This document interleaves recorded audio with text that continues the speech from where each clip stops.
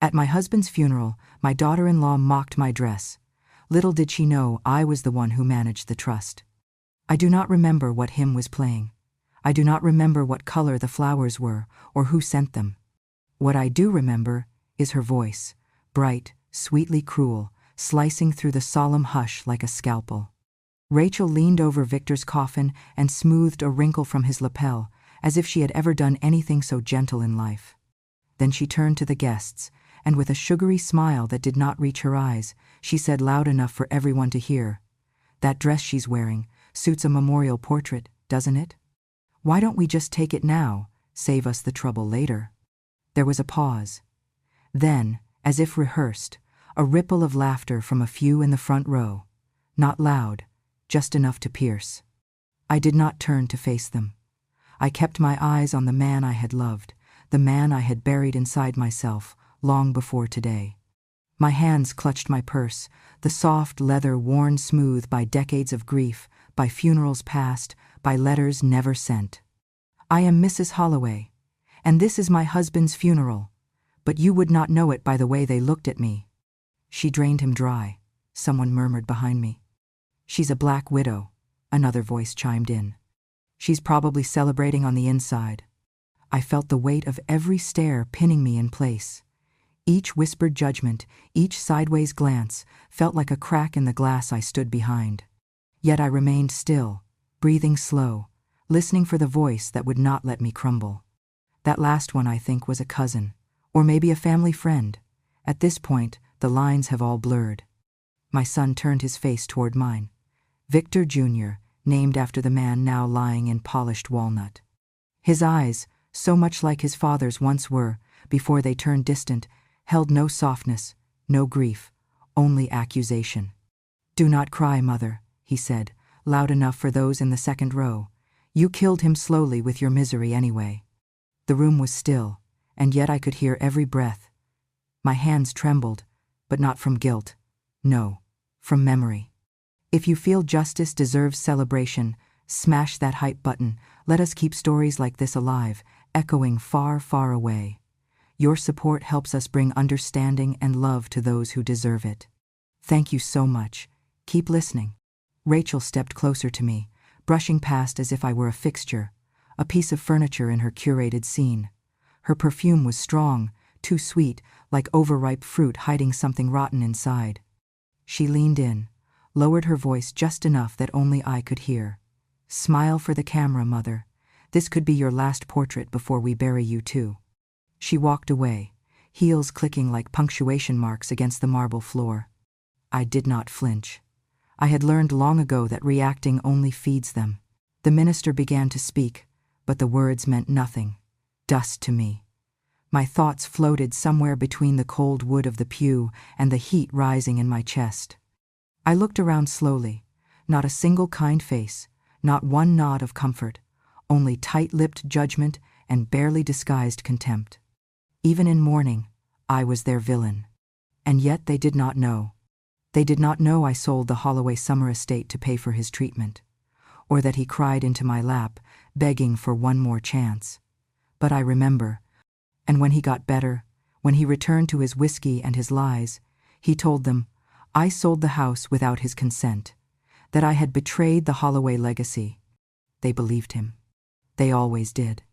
I was the wife, the silent one, the one who made things tidy, the one who stayed out of sight. Until now. Now they looked at me like I was the last loose end, the inconvenient reminder that Victor had made mistakes, that his family name was not as polished as the marble under their feet. Rachel's parents were in the second row, whispering into each other's ears, their eyes flicking toward me like I was a misbehaving child in church. I watched my son take his place beside the casket. He didn't look at me again. He didn't have to. His silence was just another sentence in a lifetime of distance. I was not supposed to speak. I knew that. They had made it clear I would not be part of the program, that my name had not even been listed in the printed bulletin. But I had come anyway. I had dressed in black, worn the brooch Victor's mother gave me, walked the long hallway alone. And they had greeted me with a photo joke and a verdict. I should have cried. That is what a good widow does. I should have made a scene. That is what a wronged woman does. But I did not. I stood beside my husband's coffin like stone. Let them talk. Let them laugh. Because I knew something they did not.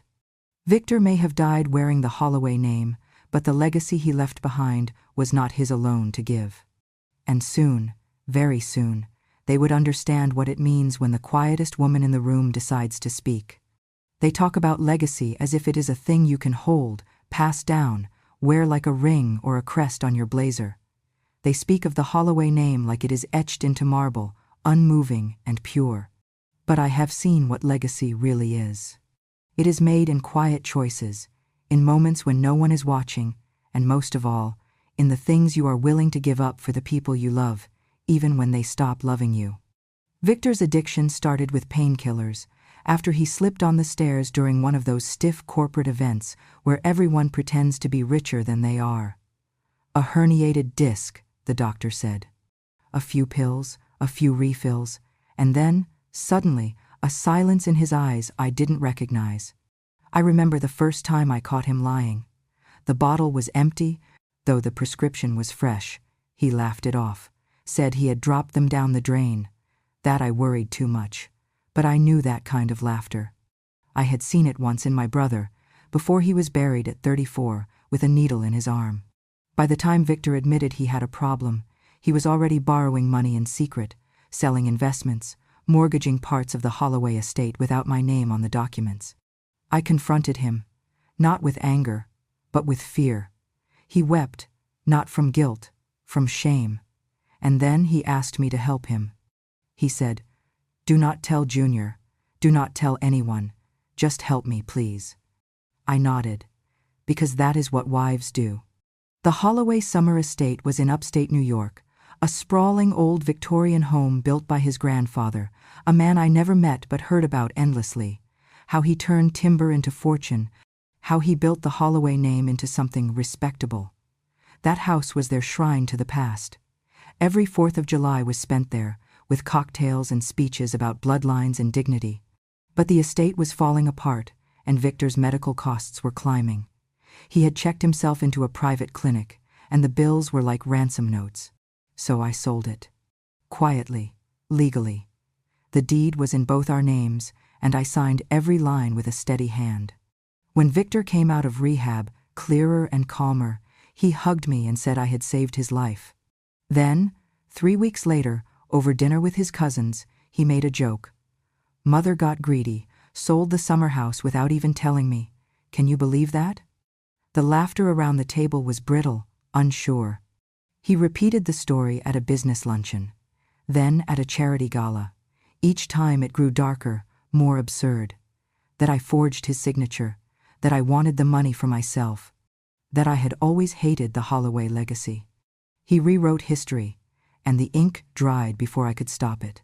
Rachel was the one who helped him. She had come into our lives like honey, sweet, polished, just the right smile. But beneath it, I saw something hungry. She flattered Victor, stroked his ego, called him the future of the Holloways in front of his friends. She encouraged his ambitions and his grudges. She once told me, after a fundraiser, "You do not really understand what Victor is building, do you? It is bigger than family. It is empire-level thinking." I looked at her and said nothing. What was there to say to a woman who measured legacy in stock prices and real estate portfolios? Rachel encouraged him to isolate me, to see me as old money with old thinking. She said the family name needed modernizing, and I became a dusty relic in my own house. They started making decisions without me. I would hear about Holloway business expansions through press releases. Junior stopped calling altogether. I became a silent fixture, like the portrait in the hallway no one looks at anymore. Once, during a family dinner, I brought up a story from when Victor was a boy. Something sweet, something small, about how he used to hide under the dining table with a flashlight to read. Rachel interrupted, laughing. "Are we doing nostalgia now, or is this a guilt trip?" Victor chuckled. My son chuckled. I swallowed my words. The house that Victor and I shared had once been filled with music. He used to play piano badly, and I would tease him that the keys sounded like they were trying to escape. Now the keys were silent. The bench collected dust. On my birthday, no one came to see me. Rachel sent flowers. Junior sent a card that looked typed, not written. I spent the day alone with a small lemon cake from the corner bakery and a candle that barely stayed lit. There were nights I cried, not from sadness, but from the ache of being erased. And yet, I did not fight back. Not yet. Because I was waiting, not out of vengeance, but out of something more sacred. I was waiting for them to show me who they truly were. Because when people think you are powerless, they stop pretending. And when they stop pretending, they hand you everything you need. One night, I found a letter in Victor's drawer. It was from his grandfather. A handwritten will, unsigned but dated, outlining how the family trust was to be preserved, not hoarded, not consumed, but stewarded, protected. It named me, not as a beneficiary, as a guardian. I took that letter and placed it in my purse, beneath a handkerchief that had once belonged to Victor's mother. Rachel never saw it. Victor never asked about it. But I kept it. Because some legacies are not written in legalese, they are protected in silence, passed down through choices that look like sacrifice, but are, in truth, revolutions in disguise. They thought they had buried me in blame. But I was still here. I had not spoken yet. And when I did, they would remember that legacies are not inherited. They are earned. I have always believed that the character of a family reveals itself not in times of celebration, but in how it tests those who try to join it. Ethan Holloway, my grandson, was engaged to be married. His fiancée's name was Amanda. She was not from money. Her father had owned a small hardware store in Michigan. Her mother passed when she was 12. She had no lineage, no investments, no invitation to the kinds of galas the Holloways considered standard social fare. Which is why Rachel, of course, hated her. "She's plain," Rachel once said to me, sipping wine as if it were confession. "No polish, no pedigree. Ethan could do better. But you know boys and their rebellions. Give it time." I remember looking at Rachel and thinking, you married into this family the same way, but I did not say it. Some truths carry more weight in silence. The engagement party was held in a rented ballroom downtown, all champagne and marble and chandeliers. Ethan looked nervous in his tailored suit, but Amanda glowed. She did not wear diamonds or pearls, just a simple navy dress, pressed to perfection, and a smile that did not seem performative. I watched them from a distance, unnoticed. At my age, invisibility becomes armor. They think you are just furniture with a heartbeat. After the speeches and toasts, I saw Ethan pull Amanda aside, near the side doors leading to the garden. He was pale, tense. She touched his arm with concern. And then I heard him say it. "I'm bankrupt. The Holloway estate is gone." Amanda blinked, stunned. "What?"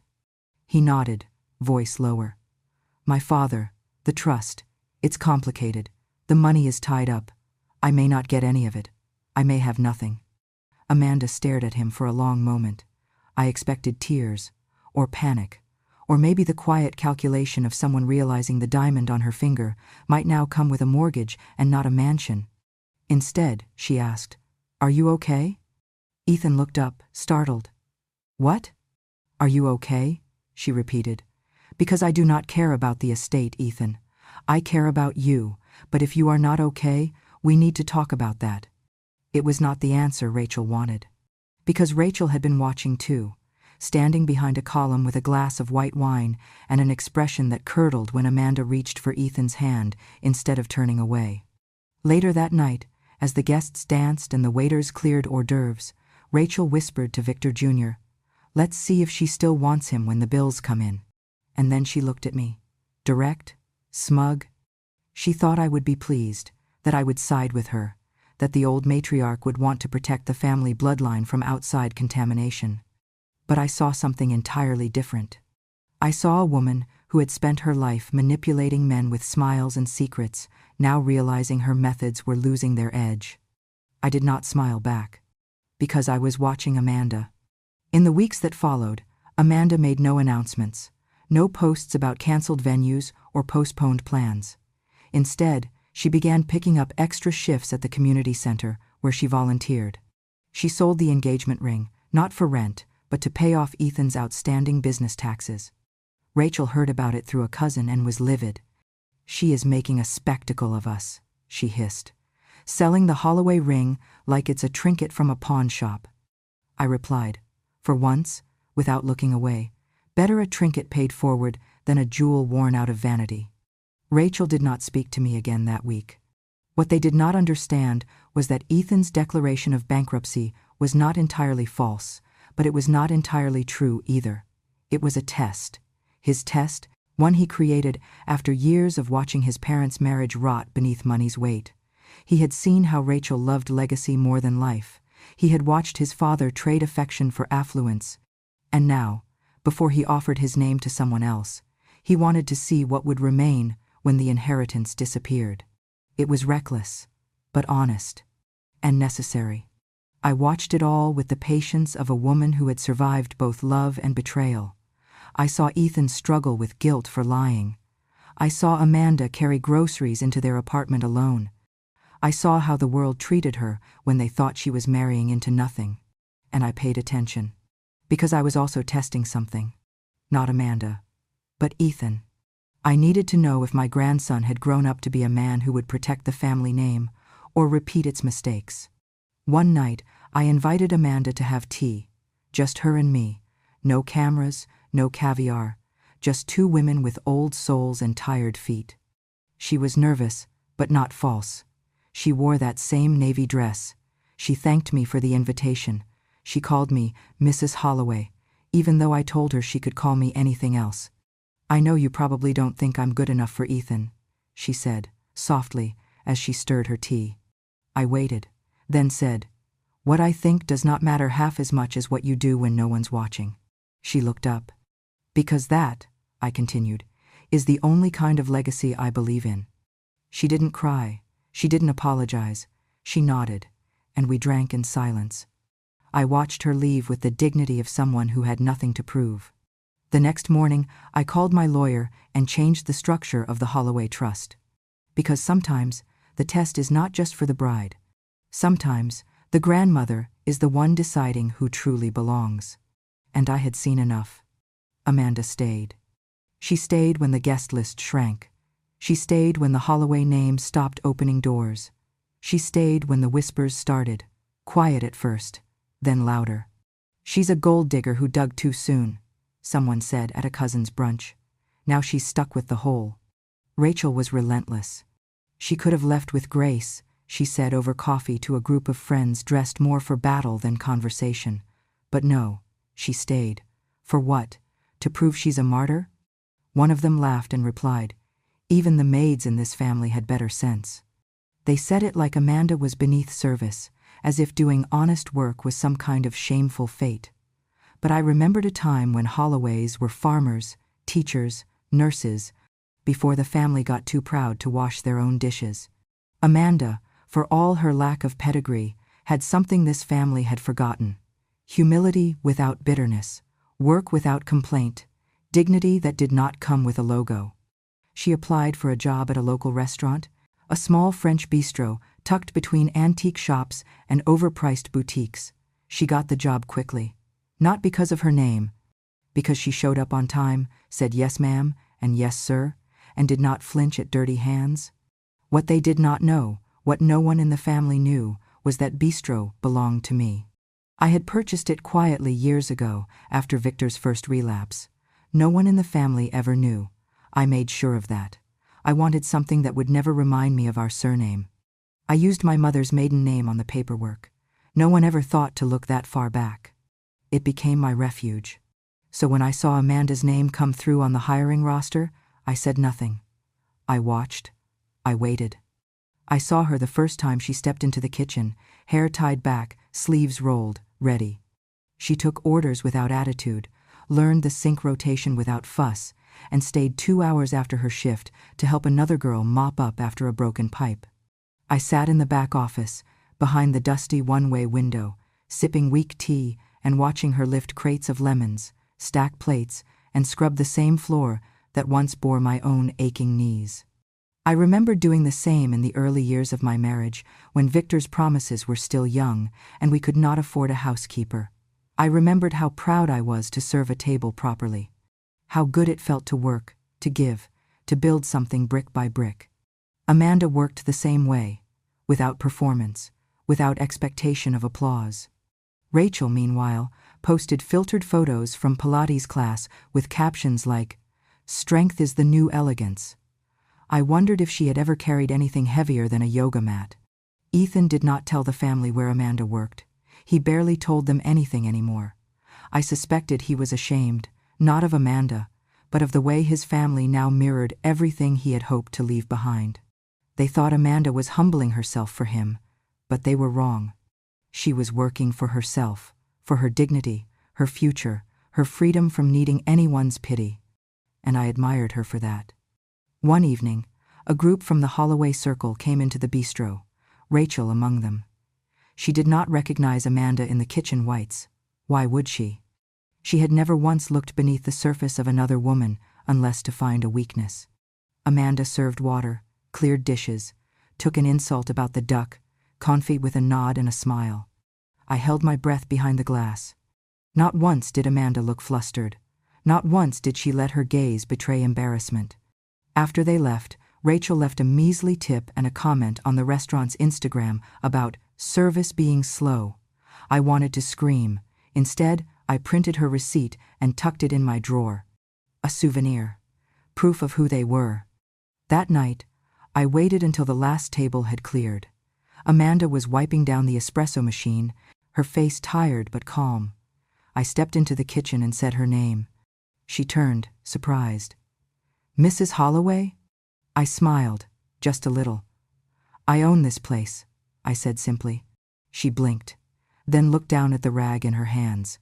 I didn't know." "I know," I said. "That is why I wanted to see how you'd treat it." She opened her mouth, then closed it. "You passed," I said. "Not because you're perfect, but because you're real." That was all. I walked out through the alley door, the night air biting at my cheeks, because I had seen enough, and soon it would be time to act. Victor died in his sleep 2 weeks after the engagement party. No warning, no farewell, just silence. I found him early that morning, slumped in his reading chair, a half-finished glass of whiskey on the side table. He had promised he had quit. But Victor was a man of many promises, most made to himself and most broken. The funeral was swift, extravagant, and hollow. Rachel planned every detail like it was a product launch. White roses, black velvet, speeches rehearsed and sanitized. She even hired a photographer, though she called it a documentarian. I wore the same black dress. The one she mocked. The one she said belonged in a coffin. She avoided my gaze all day. Because she thought she had won. She believed Victor died with everything still in his name, and that now, the trust, my trust, would default to her husband, her children, her curated life of curated power. But she had never read the fine print. Victor had revised his documents months ago, quietly.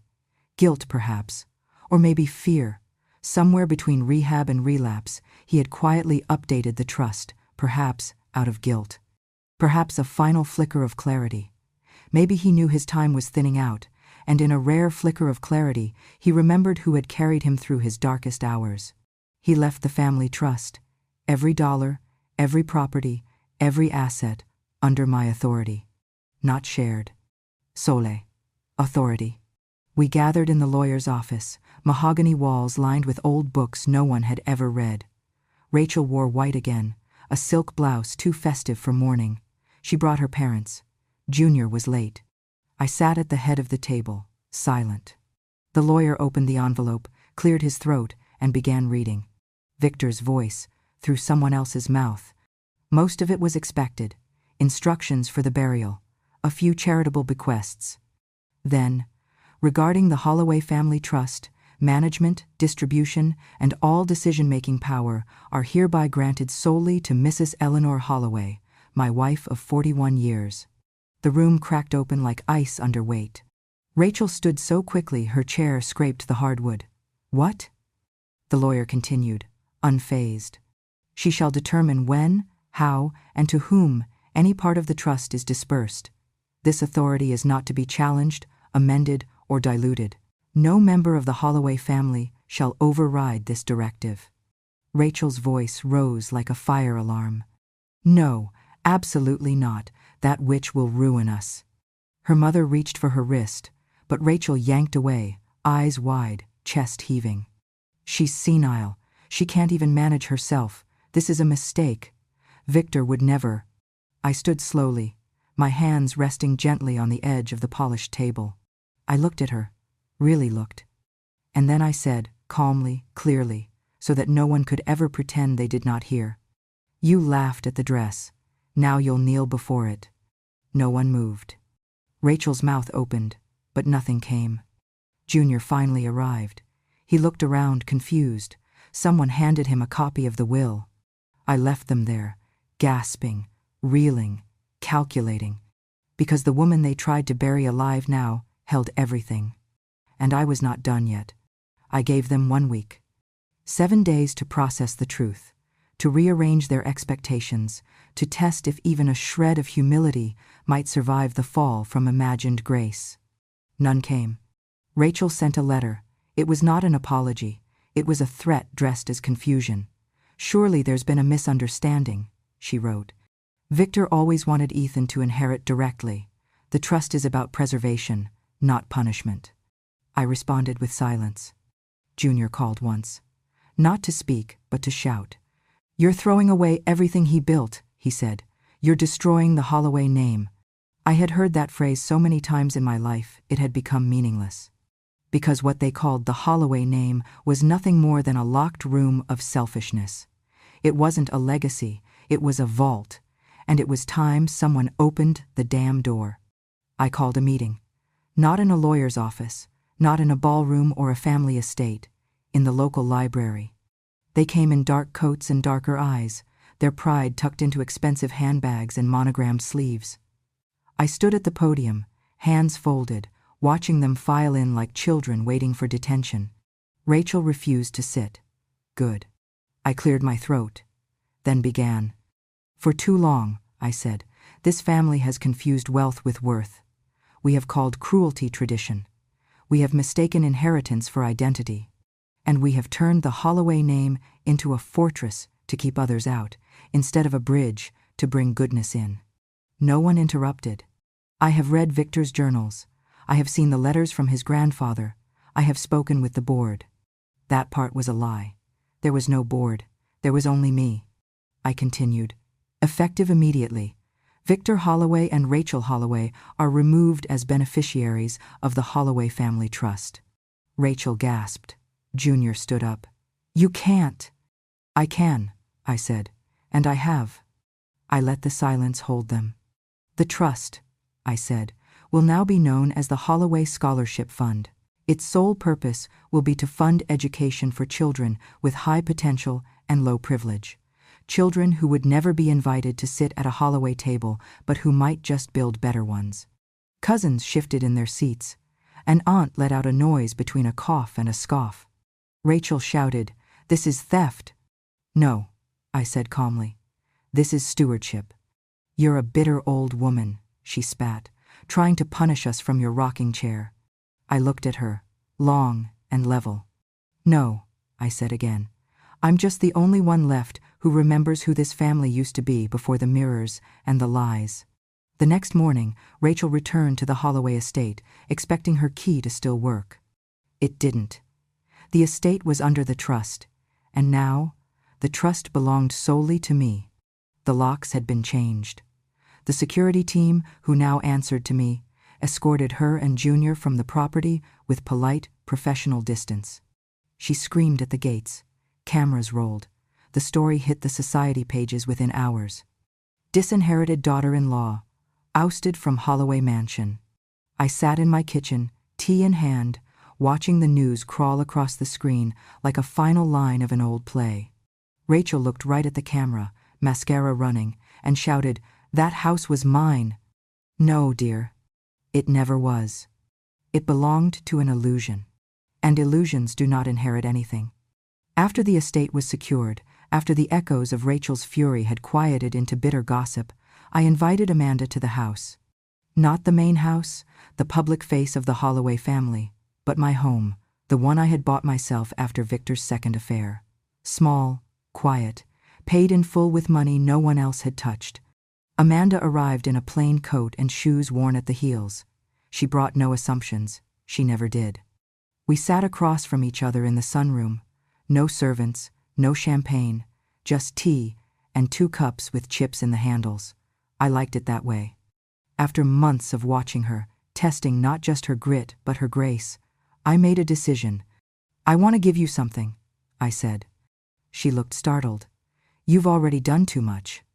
I shook my head. "Not a gift, a responsibility." Her brow furrowed. I pulled out a small folder, no fanfare, just paper and truth. "It's time someone else helped guard what's left of this family's name. And I don't mean its history, I mean its future." She opened the folder and scanned the first page. The Holloway Foundation. Her name beneath mine. I had named her co-trustee. Not Ethan, not Junior, not anyone bearing the Holloway blood. Amanda. She looked up at me, her eyes wide. "But I'm not." "You're not like them," I said. "That's the point." She blinked quickly. "I'm honored. I never imagined." "I know," I said. "That's what makes you worthy." There was no ceremony, no public announcement. I did not need applause. What I needed was conviction. Amanda had proven hers again and again. The wedding came shortly after. Small, simple, just family, those who remained. Ethan wore his grandfather's cufflinks. Amanda wore no veil. I sat in the second row and cried, not because I was losing anything, but because, for the first time in decades, I felt something had been earned. They did not honeymoon in Paris or the Maldives. They went home. And that very night, the night that should have been about candle-lit dinners and hotel sheets, Amanda sat at her small desk with a used laptop and began drafting letters. Not for thank yous. For scholarships. She wrote to city shelters, to high school counselors, to community organizers. She wrote with intention, with care, with names. She asked for nominations, for essays, for dreams. Ethan offered to help, but she waved him off gently. "I want to do this part alone." I watched from the doorway as she typed, the wedding band on her finger catching the light from a desk lamp that flickered. She did not see me. She just kept typing. Grant by grant, story by story, future by future. And that night, something inside me softened. Yes, but also peace. Because for the first time in my long, quiet life, I had passed the torch not to blood, but to character. And character burns longer than inheritance ever will. Opening day came with no champagne, no red carpet, no orchestra. Just sunlight, cold air, and the sound of shoes echoing against polished concrete floors. The Holloway Community Learning Center stood where an old shopping plaza once rotted, now repainted, rebuilt, and repurposed. Classrooms, a tech lab, a library, a cafeteria where every child would eat, no questions asked. The press came, not in droves, but enough. I stood near the entrance, watching the students arrive, some with parents, some alone, some with clothes too small, too worn. Their eyes full of hesitation and hunger, not just for food, but for proof that someone believed in them. Amanda moved through the crowd like she had always belonged, shaking hands, hugging mothers, showing people the way to the welcome table. She wore the same navy dress, always simple, always ready. A little girl tugged on her teacher's sleeve and pointed at me. "Is that the lady with the thrift store dress?" I heard it. So did everyone else. There was a pause, a ripple of awkward chuckles behind hands. And I smiled. "Yes," I said, stepping forward. "That's me." They had tried to shame me with that dress. Now it was framed in glass in the front hall, right beneath a plaque that read, "To the quiet ones who kept everything going."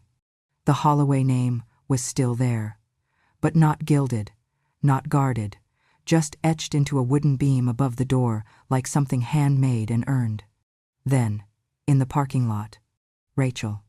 She arrived in a black SUV she no longer owned, driven by a man whose name she had never learned. She stepped out in heels too high for walking, and sunglasses too large for honesty. Her face was thinner. Her coat was borrowed. She walked toward me, slower than usual. And then, unthinkable, she dropped to her knees. "Please," she whispered, "just something. For the kids, for Ethan, for me." The cameras were still rolling. She did not care anymore. I bent down slightly, just enough for her to hear.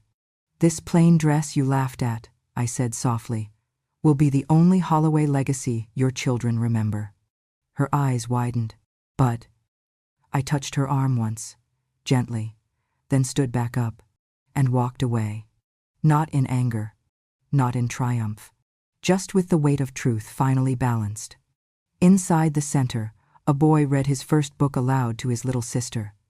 A teacher handed out crayons still wrapped in plastic. Amanda was laughing with a group of teenage girls near the scholarship wall. And on that wall, among the photos of every donor, mentor, and graduate, sat a portrait, not of Victor, not of Junior, not of Rachel, but of me, in the dress they said belonged in a coffin, wearing the face they tried to forget, and smiling. Because I knew some legacies are not written in stone. They are stitched quietly, thread by thread, into the fabric of lives you lift up behind you. People asked what I would do next. "You've built your legacy," one journalist said. "What now?" I smiled, but I did not answer. Because the truth was, I had no idea. For so long, I had existed in other people's shadows: Victor's ambition, Rachel's venom, Ethan's inheritance, Amanda's hope. I had fought to protect what mattered. I had watched from windows, guarded old letters, moved money like pawns on a quiet chessboard. And now? Now there was nothing left to defend. So I packed a single suitcase, not to escape, but to reclaim the pieces I'd buried beneath duty. No staff, no itinerary. Just a small leather journal and a map with only 2 words scribbled on the front: "Start over." I booked a train ticket first, not a plane. I wanted to feel the rhythm of the land. I wanted to see trees bend and towns flicker past like postcards from someone else's life. First stop, Charleston. I walked the cobblestone streets alone, letting the sea air salt my skin. I ate hush puppies at a roadside shack where no one knew my name. A young man held the door for me and called me "ma'am" without pity. I tipped him too much and said "thank you" like it was a prayer. Then, Savannah. I stayed in a room above a bookstore that smelled of dust and dreams. The owner was an older woman named Lila, who reminded me of the version of myself I never got to be: untamed, unmarried, laughing loudly with no apology. She asked me one night over tea, "You from somewhere big?" "Yes," I said, "but I left quietly." She smiled. Best way to leave. I visited art museums and didn't rush. I stood in front of a painting for nearly an hour once, just stood there, letting color wash over the years I had dulled down to survive. It was a woman in a red shawl, standing at a harbor with the wind tearing at her skirt. She wasn't beautiful, but she looked awake. I wanted to look like that. In New Orleans, I danced. Not well, but freely. A saxophone player called me Mama Holloway and played my name into the dusk. I cried into a beignet, and nobody asked me why. In a small town in Arizona, I stayed at a motel run by a widow named Elena. We talked until 2 a.m. about the things we gave up and the things we wished we hadn't. She showed me a photo of her husband in uniform. I showed her a photo of the thrift store dress framed in glass. We both laughed until it hurt. Each place I went, I left something behind: a note in a guest book, a flower on a stranger's doorstep, a tip wrapped in a napkin that said, "Keep going." I wasn't running. I was collecting pieces of myself I had lost while being everything for everyone else. There was no grand transformation, no new husband, no sudden hobby or late-in-life career. Just space. And in that space, I found a woman I almost forgot I could be. Not Mrs. Holloway, not the matriarch, not the widow, the witch, the wallet. Just Eleanor. One afternoon, somewhere in Oregon, I sat on a wooden bench by a cliffside, watching the ocean fold over itself like it had all the time in the world. A girl sat down next to me, maybe 20, face full of storm and questions. She said, "Are you someone important?" I smiled. "Not anymore." She nodded like that made sense. Then, after a pause, she said, "I don't know who I'm supposed to be." I looked at her, really looked. And I said, "That's the most honest place to begin." We sat in silence, the wind carrying away everything we didn't need. And in that moment, I wasn't the past. I wasn't a legacy. I was just alive. If you've listened this far, thank you. Not just for hearing my story, but for holding space for every woman who's ever been pushed to the corner, misjudged, or forgotten. We don't always fight with noise. Sometimes we fight by remembering, by standing tall in the silence, by leaving something better behind than what we were given. If you believe that too, if you believe quiet women carry the loudest truths, then I invite you to be part of this community. Click subscribe to join us here at Grandma True Stories, where justice whispers, strength remembers, and the forgotten finally have a voice. Until next time, take care of your story, because one day it might be the only one that sets someone else free.